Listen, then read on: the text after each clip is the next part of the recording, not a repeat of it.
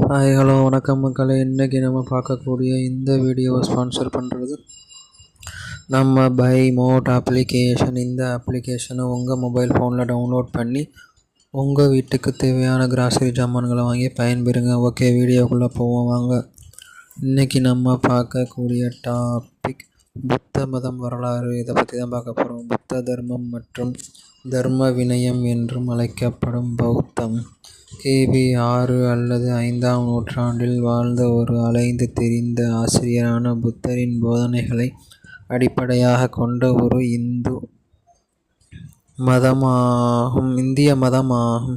இது உலகின் 4வது பெரிய மதமாகும். கிட்டத்தட்ட 500 மில்லியன் பின்தொடர்பவர்களை கொண்ட பௌத்தர்கள் என்று அழைக்கப்படுகிறது.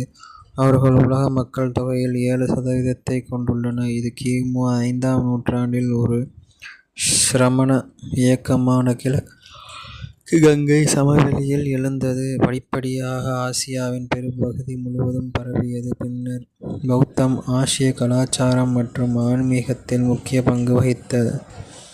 இறுதியில் 20ஆம் நூற்றாண்டில் மேற்கு நாடுகளுக்கு பரவியது.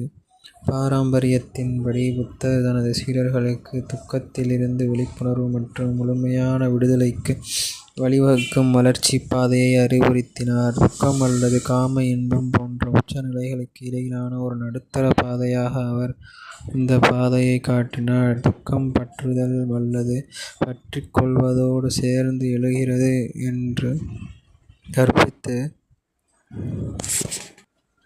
புத்தர் தியான நடைமுறைகள் மற்றும் தீங்கு விளைவிக்காத நெறிமுறை விதிகளை அறிவுறுத்தினார்.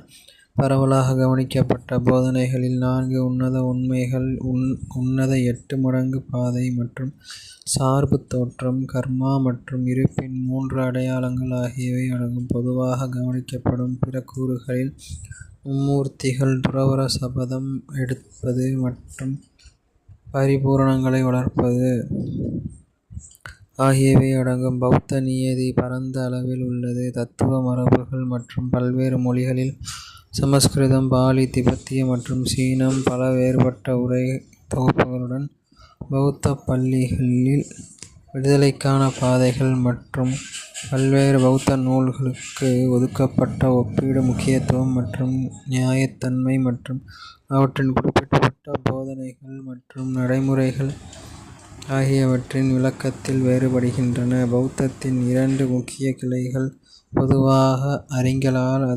அங்கீகரிக்கப்படுகின்றன: தேரவாதம் மற்றும் மகாயானம். தேரவாத மரபு நிர்வாணத்தை அடைவதை வலியுறுத்துகிறது. இது தனிப்பட்ட சுயத்தை கடந்து இறப்பு மற்றும் மறுபிறப்பு சுழற்சியை முடிவுக்கு கொண்டு வருகிறது. அதே நேரத்தில் மகாயான மரபு போதிசத்துவ லட்சியத்தை வலியுறுத்துகிறது. இதில் ஒருவர் அனைத்து உணர்வுள்ள உயிரினங்களின் விடுதலைக்காகவும் செயல்படுகிறார். கூடுதலாக வஜ்ராயனம் அழியாத வாகனம் மறைபொருள் சார்ந்த தாந்திரீக நுட்பங்களை உள்ளடக்கிய போதனைகளின் தொகுப்பை மகாயானத்திற்கு ஒரு தனி கிளை அல்லது மரபாக கருதலாம். இதுவே புத்த மதத்தின் வரலாறாகும். நன்றி, வணக்கம்.